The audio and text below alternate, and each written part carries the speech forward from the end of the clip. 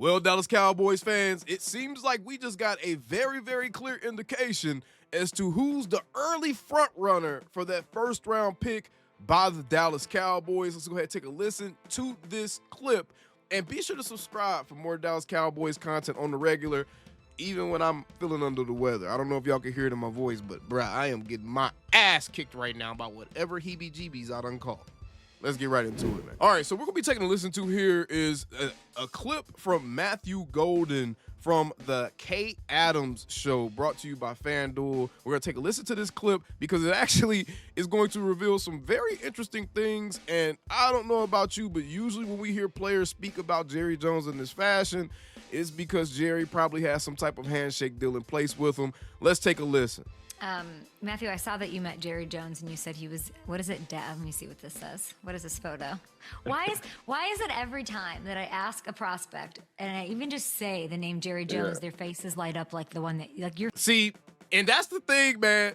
As much as y'all love to hate on Jerry Jones, as many issues as all you people got with Jerry Jones has built something for himself that pretty much no other owner in the NFL has been able to build, and that's aura. This man, Jerry Jones, be aura farming at this point because you can see, bro, Matthew Golden, by no means, he wasn't even a twinkle in his daddy's horny ass eyes when his daddy inseminated his mama and made him, bruh, when Jerry Jones took over this team and the Cowboys were in the midst of their golden era. Matthew Golden is only like 22, 21 years old or something like that. That brother is a 2000s baby. He ain't seen not one monocle of success from the Dallas Cowboys, but yet they take a picture with Jerry.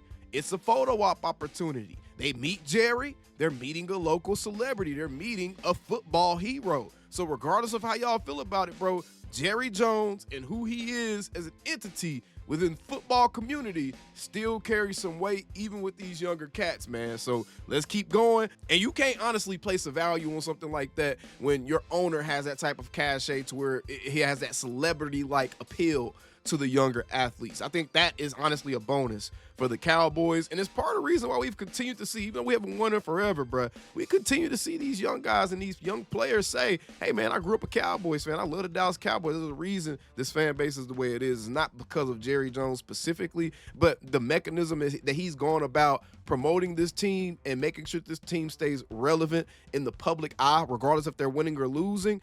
That has some value to it, man, because you could still have top-tier prospects like a Matthew Golden. Look at the Dallas Cowboys as a premier landing spot. Let's go ahead and finish listening to this clip. Yeah. Why? I mean, that's Jerry Jones. You know, he kind of legendary. You know what I'm saying? So, That's Jerry Jones. He kind of legendary. You know what I'm saying? There it is, bro. Great guy. You know, I had the opportunity to meet him, but you know, just being there, being able to meet Jerry, you know, it was cool. It was a cool moment for me. Everybody's told me their Jerry story. Ashton, everyone's told what happened? What happened in that meeting?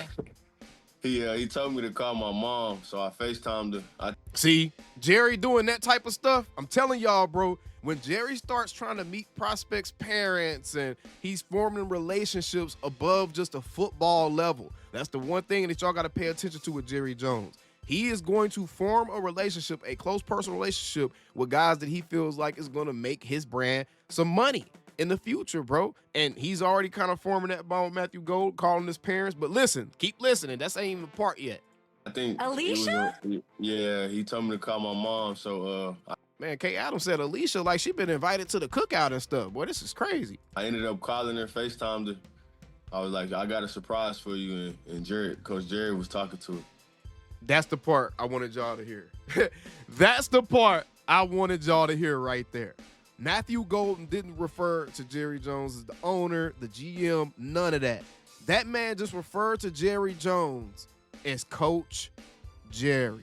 You can stamp it, you can book it, you can put it in an envelope and mail it to Santa Claus. Matthew Golden is going to be a Christmas gift under the tree for Cowboys fans in late April. Anytime we start hearing one of these guys refer to Jerry as Coach Jerry, I've only ever heard players on the actual Cowboys ever reference Jerry Jones in that type of way. And you gotta believe the fact that Matthew Golden is publicly referencing to Jerry Jones is Coach Jerry. Jerry Jones wants nothing more than to believe that he's this football messiah, that he's this football genius, this mastermind. He's a football guy. He wants nothing more than to be looked at as a football guy. You got one of the top prospects in this draft sitting here referring to you as Coach Jerry. Now, a couple of things here. Matthew, that man ain't no damn coach, bro. Your coach, if you were the Cowboys, your coach would be Brian Schottenheimer. Your wide receivers coach. Your coach would be your offensive coordinator. Your coach would be everything but Jerry Jones. So, by the way he worded that, kind of indicates a deeper relationship has been built there between Matthew Golden and Jerry Jones, and may also indicate that Jerry probably likes this kid. I'm sure Jerry absolutely loves his kid. He called to speak to his mom. This dude was referring to him as Coach Jerry. Matthew Golden is all but a Dallas Cowboy. There's nothing that anybody can tell me to convince me otherwise that if Matthew Golden is available at pick 12 and T-Mac is gone or whatever it may be, there's no way I think that Matthew Golden won't be the pick. Even if T-Mac is there, at this point, he referred to that man as Coach Jerry, bro. Jerry probably got the most geriatric hard on from hearing him say that, bro. He refers to that man as Coach Jerry. There's no way Matthew Golden won't be the pick at 12. No way. Let's keep listening to the rest of this clip, man. Coach Jerry. I You're love not for real, that. Coach Jerry. I call him Coach Jerry. Yeah. What did he say to your mom? He was just talking to her, you know, just Coach Jerry is crazy. That means he was in there talking football with Matthew. telling her she raised a great young man.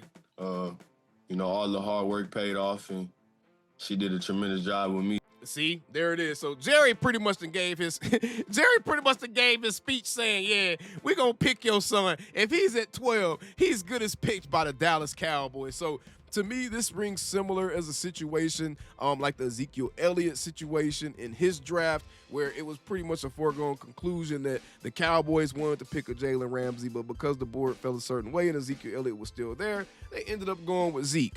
I can absolutely see this being one of those type of situations where because of the board and how it falls, Matthew Golden is 100%. You might as well pencil him in as the number one pick for the Dallas Cowboys, man. This is the only person we've heard come into that building and referring to Jerry in that type of way and talking about it in this type of way. And he just seems very enamored with the whole process with the Cowboys. It seemed like they swept the man off his feet. That's what it seemed like, bruh.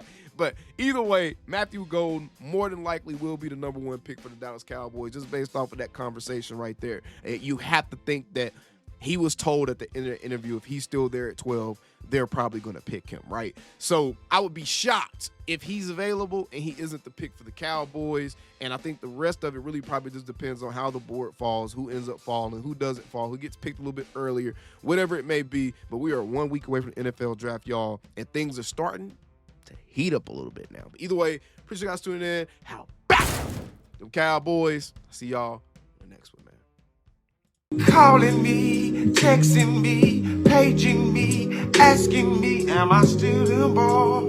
Y'all usually check on me. Listen. I'm still in boys. Hey! Woo! Oh, shut up, my boy. Hey! I'm still in boys.